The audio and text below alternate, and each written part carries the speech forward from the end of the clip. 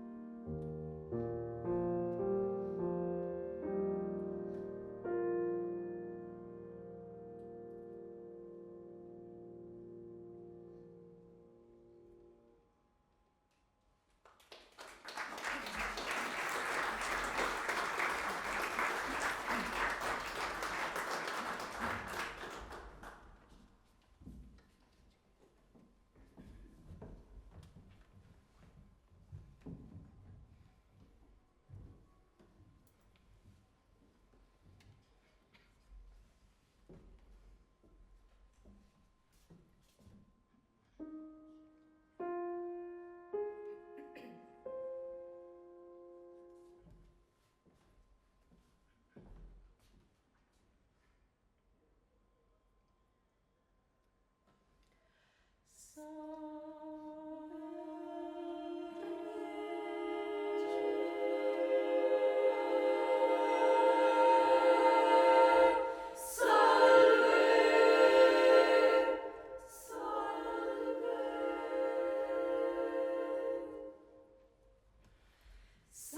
Regina, Mater Misericordiae. Salve Regina, Mater Misericordiae.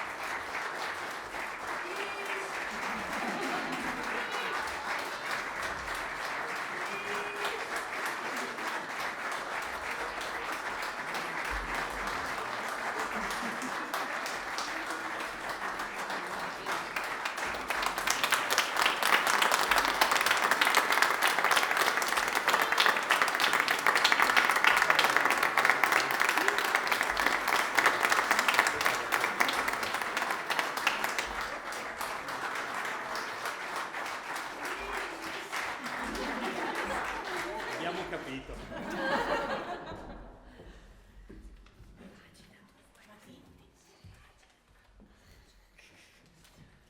Nel ringraziarvi per la presenza di questa sera, ci ha fatto tanto piacere l'invito a partecipare a questo bellissimo concerto. Noi vorremmo come bis presentarvi un brano che non è in programma, è un brano natalizio, visto che Natale ormai è vicino, si vede anche qui fuori nella piazza, no? È un brano di Natale, non il solito brano di Natale, è un brano di un autore contemporaneo svedese, un'armonia molto particolare, e ci sembrava la degna conclusione di un programma di questo tipo e anche il nostro modo, mio, del coro, di dire per ringraziarvi e farvi gli auguri per le prossime festività. Grazie a tutti.